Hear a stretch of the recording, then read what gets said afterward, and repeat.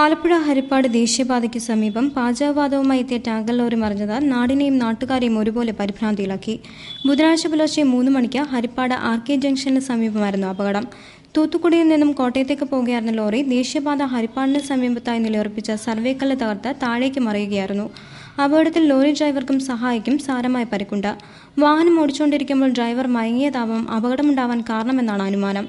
18 metric ton പാചകവാതകം ലോറിയിൽ ഉണ്ടായിരുന്നുവെങ്കിലും അപകടത്തിൽ gas ചോർച്ചയുണ്ടാകാതിരുന്നത് മൂലം വൻ ദുരന്തമാണ് ഒഴിവായത്. സ്വകാര്യ കമ്പനിയുടെ പാചകവാതകമായിരുന്നു ലോറിയിൽ ഉണ്ടായിരുന്നത്. സംഭവം അറിഞ്ഞ ജില്ലാ കളക്ടർ N. പത്മകുമാറിന്റെ നേതൃത്വത്തിൽ റവന്യൂ വകുപ്പ് ഉദ്യോഗസ്ഥരും നിയമപാലകരും ഫയർഫോഴ്സും സ്ഥലത്തെത്തി സുരക്ഷാ ക്രമീകരണങ്ങൾ സജ്ജമാക്കി. എന്നാൽ അതിനിടയിൽ ഇന്ത്യൻ ഓയിൽ കോർപ്പറേഷൻ സുരക്ഷാ ക്രമീകരണങ്ങൾ വീഴ്ച വരുത്തിയതായും ആരോപണമുയർന്നു. അപകടം നടന്ന് 8 മണിക്കൂറിന് ശേഷമാണ് ടാങ്കർ ലോറി മാറ്റാനുള്ള നടപടികൾ ആരംഭിച്ചതെന്നും പ്രതിഷേധങ്ങൾക്ക് വഴിവെക്കുന്നു.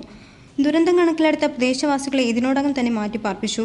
സമീപമുള്ള 5 പഞ്ചായത്തുകളിലെ വിദ്യാഭ്യാസ സ്ഥാപനങ്ങൾക്ക് കളക്ടർ അവധി പ്രഖ്യാപിക്കുകയും ചെയ്തു. അതേസമയം ഒഴിഞ്ഞ ടാങ്കറുകളിലേക്ക് വാതകം മാറ്റാനുള്ള നടപടിക്രമങ്ങൾ ജില്ലാ ഭരണകൂടത്തിന്റെ നേതൃത്വത്തിൽ പുരോഗമിക്കുകയാണ്.